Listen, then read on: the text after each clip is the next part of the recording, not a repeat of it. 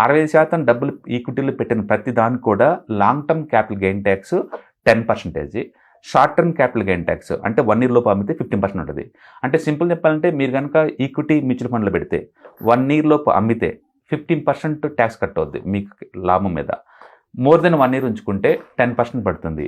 అయితే mutual fund అమ్మంగానే tax పడేది అంటే పడదు. ఇయర్లీ ఒకసారి ఐటీ ఫైలింగ్ అప్పుడు మీరు కట్టాల్సి ఉంటుంది. చాలా మంది అనుకుంటారు కట్ అయ్యి వస్తాయేమని, కట్టే రావండి. మొత్తం వస్తే తర్వాత మనం కట్టాల్సి తర్వాత మీరు కట్టాల్సి ఉంటుంది ఇయర్ ఎండింగ్ అప్పుడు, ట్యాక్స్ ఫైలింగ్ అప్పుడు. అందుకని ట్యాక్సేషన్ గురించి శాక్ట్ అకౌంటెంట్స్ ఎక్స్పర్ట్స్ కాబట్టి వాళ్ళని అడగడం బెటర్ అనమాట మీకు ఏదైనా డౌట్స్ ఉంటే.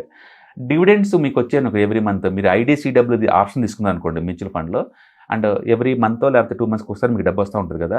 అలా డివిడెండ్ రూపంలో తీసుకుంటే ప్రతి రూపాయికి ట్యాక్స్ ఉంటుంది డివిడెండ్లో.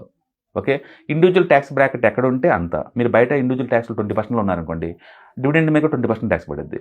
లేదా బయట నాకు ఏం ట్యాక్స్లు కట్టలేదు, ఇక్కడ కూడా ట్యాక్స్లు ఏమి ఉండదు. అప్ టు ఎప్పటి వరకు మీ ఇన్కమ్ ట్యాక్స్ ఫైలింగ్ ఎంతైతే ఉందో అంత పరిమితి వరకు అనమాట.